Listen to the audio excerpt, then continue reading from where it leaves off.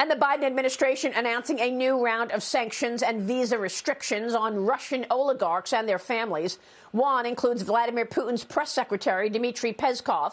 But the White House still will not hit Putin where it hurts the most, refusing to support a ban on Russian oil imports. Jackie Heinrich pressing the White House press secretary Jen Psaki yesterday on this. Watch.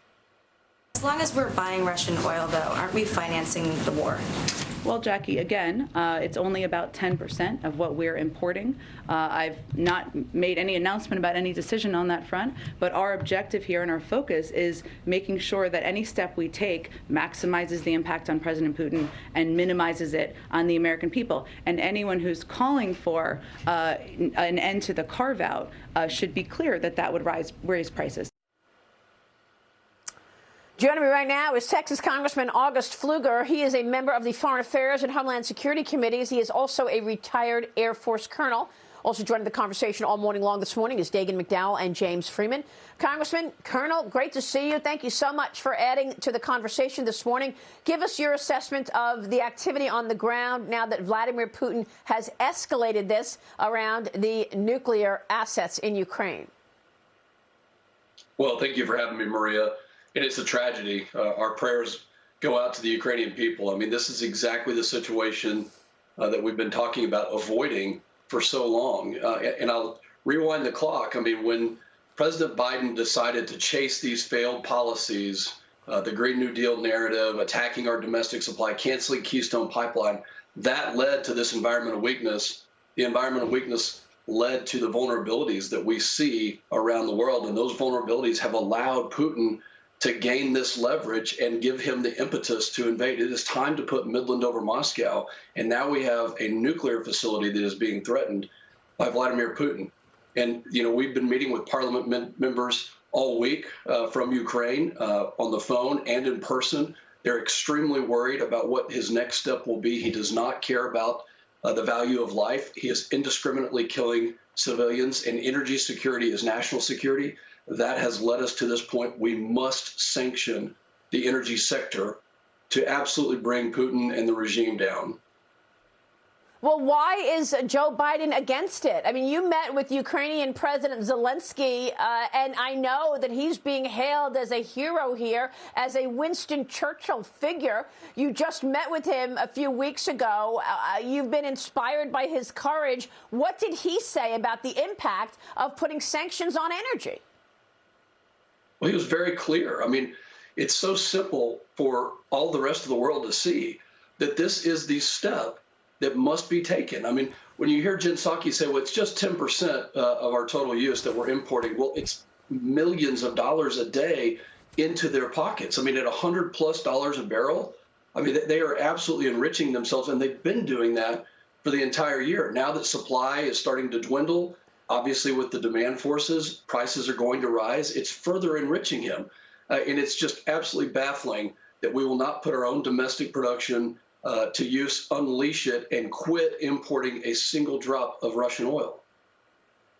Yeah, but, I mean, Congressman, look, Ukrainian officials say that the power plant is now secure after the Russian attack, but they are taunting the free world.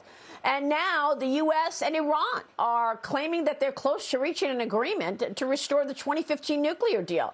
This pact would lift most international sanctions on Tehran, coming weeks after the intense talks where Russia was negotiating on the U.S.'s behalf. Can you explain this to me, as Transportation Secretary Pete Buttigieg says that President Biden would consider buying oil from Iran? So now we're buying oil from Russia. Now he wants to buy oil from Iran, too. Well, it further explains that these are the same people that were present in the Obama administration that came up with the first JCPOA, the first agreement with Iran. And when we have been saying, you know, starting with the botched withdrawal in Afghanistan, that our adversaries are watching, well, the Ayatollah Khomeini is watching. He's looking at this situation. And to think that we have Putin or any sort of Russian officials engaged in some sort of negotiation with Iran, the largest state sponsor of terrorism, anybody who's fought in the Middle East knows that. They have recently attacked even that of the city of Abu Dhabi. And to think that we are actually going to enter into some deal and further put money into their pockets. This is the environmental weakness that we keep warning that, this is a warm up. We have to be strong. Israel needs to be armed. Taiwan needs to be armed. We need to make sure that they're not dependent on their adversaries and their enemies for things like energy, for things like their food security, and obviously that they are bolstered in the defenses that they need. We should have done more in Ukraine as well. So, Congressman, you are a retired military officer. Can you talk to us about the ground game right now taking place on the part of Russia? We just had Gary Kasparov on the show a few minutes ago, and he said, absolutely, the Baltic states are next. Do you think that is where this is going?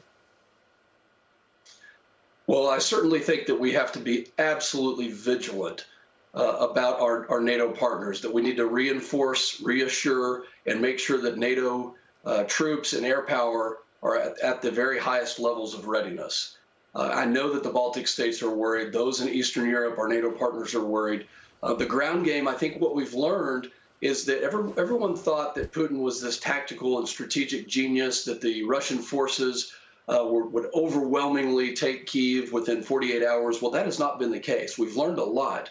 And the thing that I believe is most dangerous right now is because they're bogged down and they haven't been able to achieve their operational objectives so quickly, they may resort to tactics like long-range artillery fires, like we see the indiscriminate bombings inside the major cities. I don't believe that they are going to have a very easy time holding the country of Ukraine. That is probably the only solace to our Baltic states and to the other NATO partners who are on the front lines, that Russia is not having an easy time. And so we do need to continue to get lethal aid inside Ukraine so that they can halt them where they are, to make sure that that does not continue on. And then NATO needs to be ready at the highest levels of readiness to deter any sort of aggression. So you think that Zelensky should stay put then, right? Because there's a debate. Should he leave? Should he get out of the way? But if he leaves, Ukraine is done, right? I don't believe Zelensky is going anywhere.